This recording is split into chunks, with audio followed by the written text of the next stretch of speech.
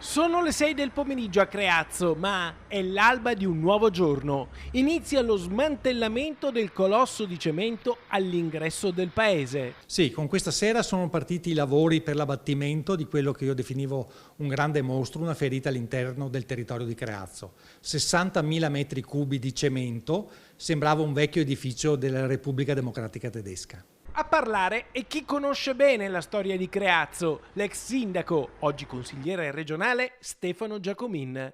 Gli stabilimenti ex NUT sorgono su una superficie di circa 8.000 metri quadrati. Costruiti una cinquantina di anni fa, ospitavano più di 1.000 operai.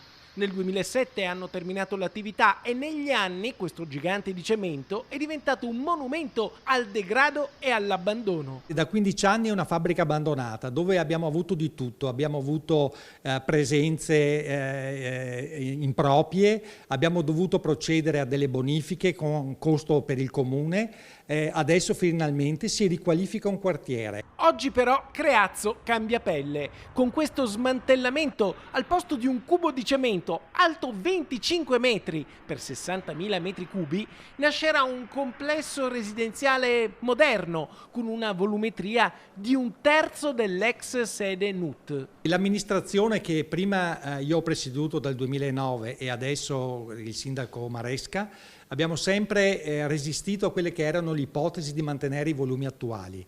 Noi passeremo dai 60.000 metri cubi attuali a circa 20.000 metri cubi, di conseguenza la riduzione a un terzo dell'attuale volumetria.